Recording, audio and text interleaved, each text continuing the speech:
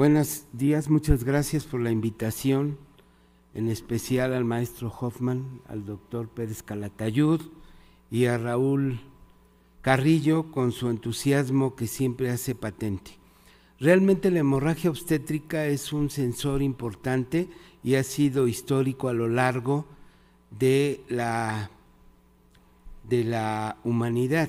Realmente la muerte materna ha constituido una forma de medir, como decía el licenciado Galván, cómo estamos actuando en los hospitales.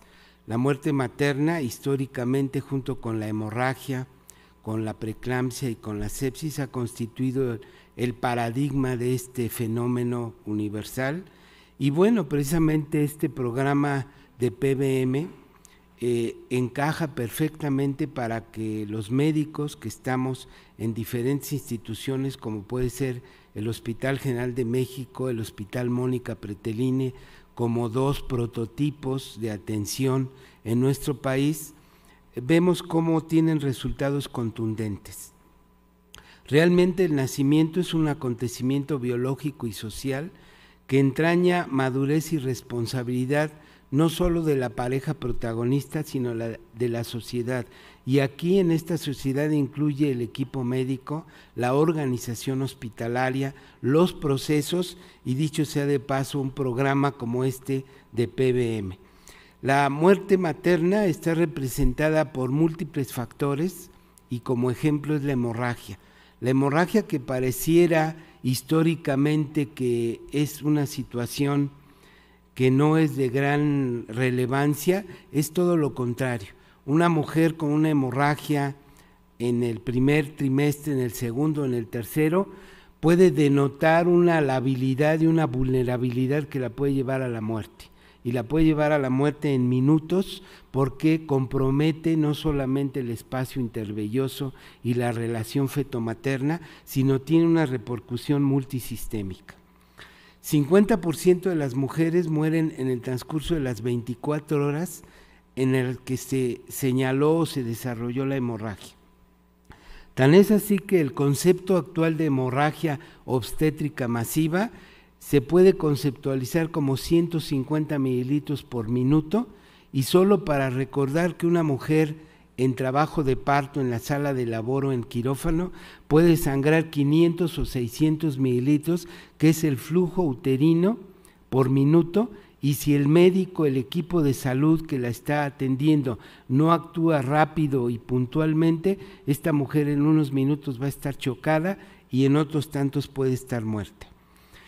Se desarrolló en nuestro país desde el 2010 el Código de Respuesta Rápida en Emergencia Obstétrica, que se llamó MATER por maternidad, a donde implica identificar una urgencia obstétrica como una hemorragia, tratarla apoyada en las guías clínicas como este manual de procedimientos de hemorragia basado en este programa, trasladar a la paciente a un quirófano, a una terapia intensiva o una unidad de choque, y como todos los procesos, estarlos recuperando para ver.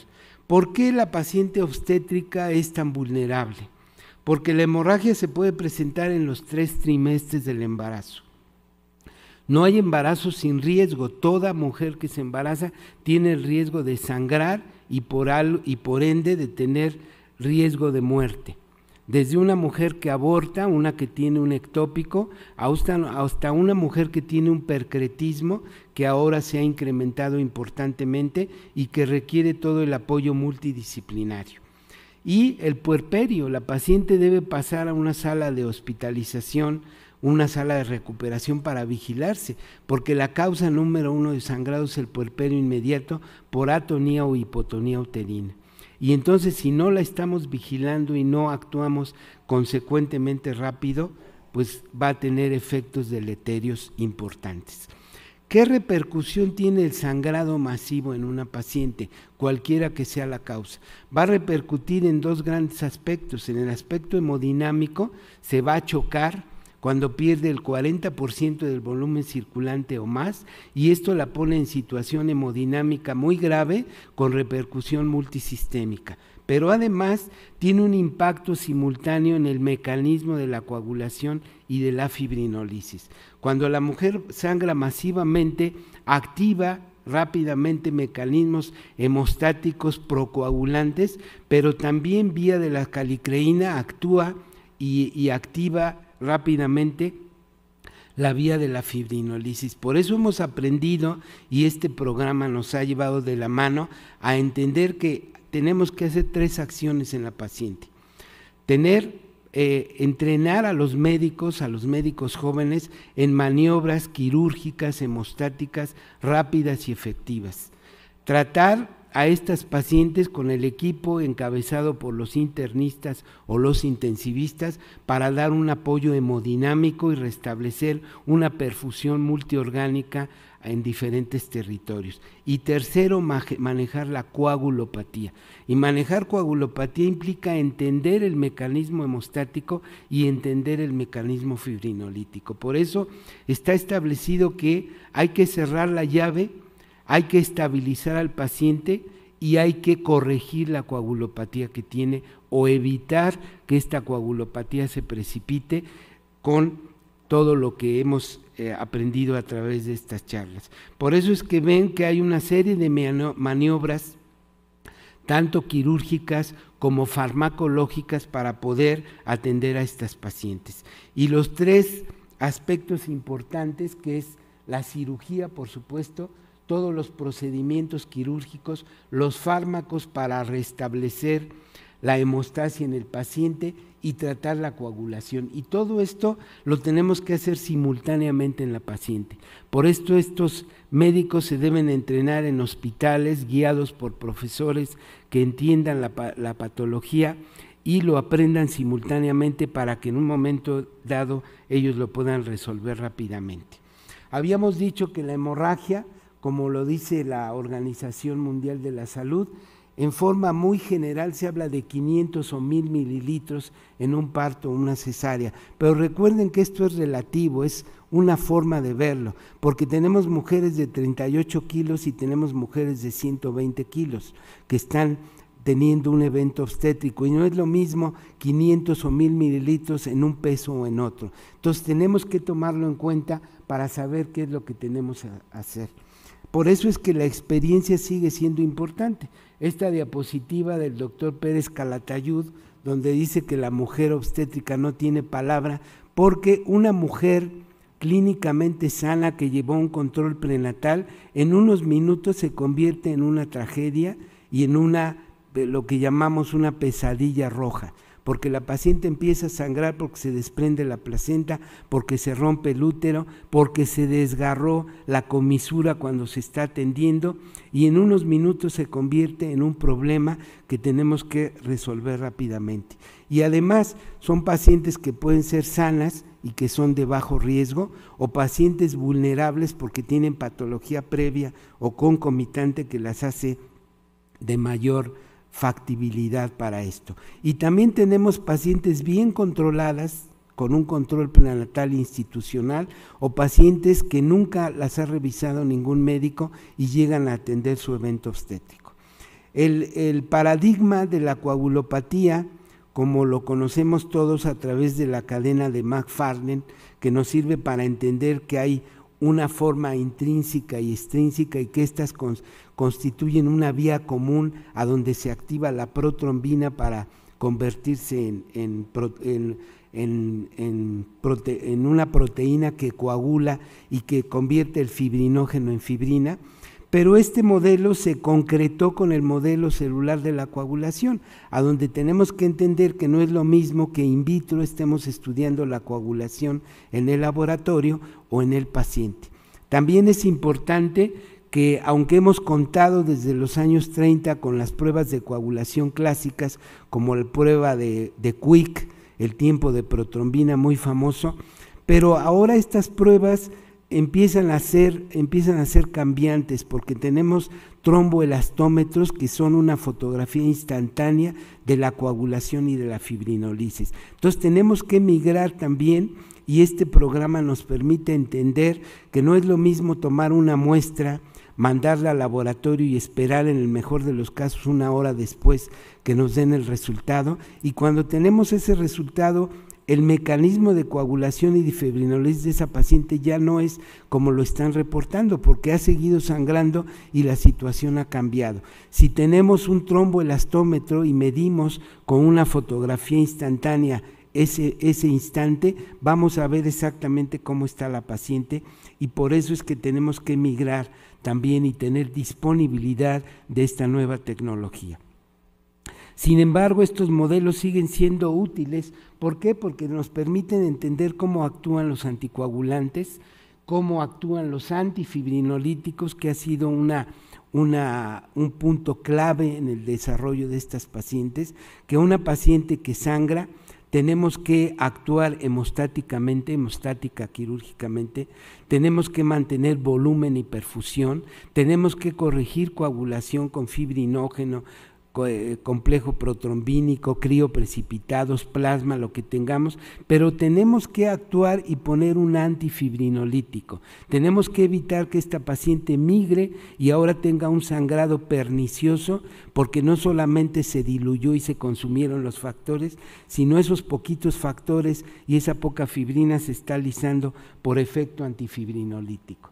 Entonces, como el trabajo del doctor Pérez Calatayud que comandó, demuestra cómo se consume menos cobertura de crioprecipitados en el sector público, que además, dicho sea de paso, no está a la mano en todos los bancos de sangre. Cómo esta estancia y esto necesario para el consumo de crioprecipitados tiene una repercusión importante en nuestra estancia en las unidades de cuidado intensivo y en los hospitales. Vean ustedes que en nuestro país un número importante de entidades políticas que suman el 48% es donde se concentra la mayor parte de pacientes con morbilidad severa por hemorragia severa, y es donde tenemos que tener un foco rojo. Estos 3 pilares que se han enmarcado del programa: optimizar la masa eritrocítica, minimizar el sangrado por hemorragia y mejorar la tolerancia a la anemia, son en una estructura que fielmente se reproduce en las pacientes con obstetricia y sobre todo en estado crítico, y esto se plasmó en el documento nacional que está al alcance de todos ustedes y que está acorde con lo reportado en forma internacional. Entonces, no se debe de tratar solo la anemia con transfusión, se debe de utilizar todo esto que se ha ido mencionando a lo largo de la charla.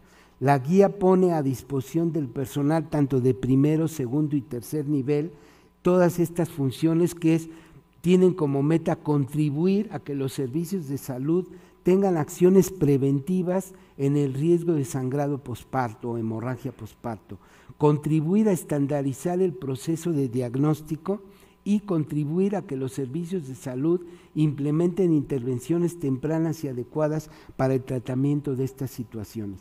Esto está de hecho ya en la guía de práctica clínica como una recomendación con un grado fuerte de evidencia, y también se recomienda realizar un manejo activo de útero de uterotónicos, la tracción del cordón umbilical y el masaje uterino como estrategias que se hacen en forma alterna para minimizar el sangrado o disminuirlo importantemente. El uso de fármacos hemostáticos, no solo con saber que contamos en el banco con plasma, con crioprecipitados, con plaquetas, sino también conocer los fármacos hemostáticos como el concentrado de fibrinógeno y el mismo fibrinógeno. Tener, como decía el doctor Galván, algoritmos bien definidos de manejo de la hemorragia, ¿sí? Se deben usar antifibrinolíticos para minimizar el sangrado y bloquear este mecanismo que está bien documentado, que se establece tempranamente.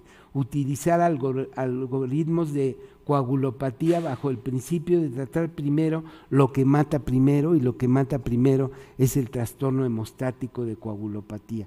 Y implementar en la medida de lo posible las pruebas visoelásticas por las ventajas que hemos señalado y que evidentemente están en la evidencia científica con un grado de evidencia variable y que en la medida que se vaya construyendo y los reportes van a ir documentándose. Algoritmos de manejo que aparecen en las guías de práctica clínica, tanto estatales como nacionales, y por supuesto en las vías internacionales.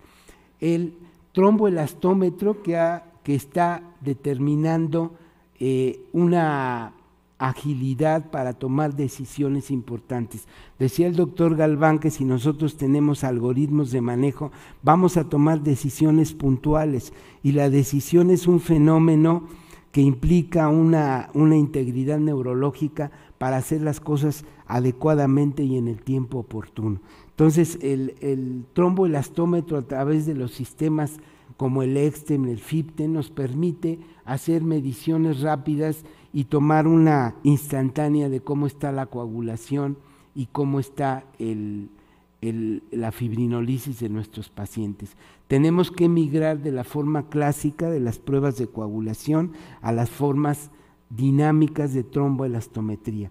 Y bueno, la descripción de la hemorragia en la pérdida sanguínea, como se menciona en el trabajo, a donde se demuestra un cambio importante no solamente en la pérdida sanguínea, sino en la estancia, en el tiempo promedio que los pacientes se recuperan y por ende tienen menos posibilidades de estar menos tiempo en terapia intensiva, menos posibilidades de desarrollar falla orgánica múltiple, y esto va a constituir para el hospital un ahorro en todos los aspectos, no solamente en la utilización de los fármacos, de la utilización del banco de sangre, sino el tiempo de estancia y por supuesto en el bienestar de los pacientes.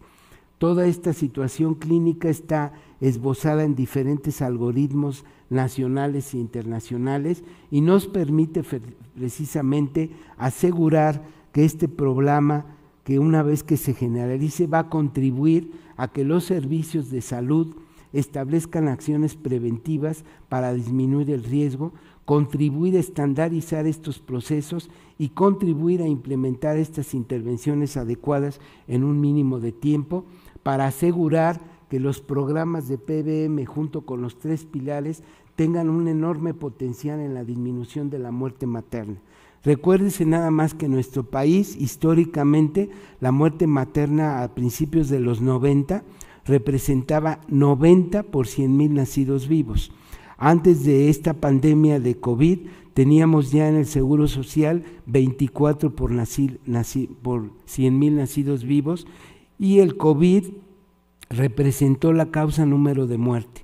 Se volvió a incrementar en el 50% la tasa de mortalidad, pero ahora confiamos en que una vez que esta pandemia se ha hecho estacional y que realmente los hospitales y las instituciones toman conciencia sobre la mortalidad materna para dar un enfoque preventivo, no solamente curativo, basado en la evidencia y en la aplicación de estos protocolos que son básicos para mejorar la mortalidad de nuestro país.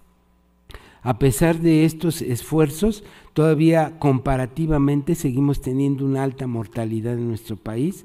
Estamos lejos de lograr tener 9 por 100,000 nacidos como lo tiene Canadá o el norte de Europa, pero si todos nos empeñamos y establecemos programas institucionales, hospitalarios, contamos con el apoyo de los directivos del hospital y sobre todo del entusiasmo de los médicos que están en la trinchera viendo a los pacientes todos los días, vamos a lograr tener éxito y mejorar las tasas no solo de morbilidad, sino de mortalidad.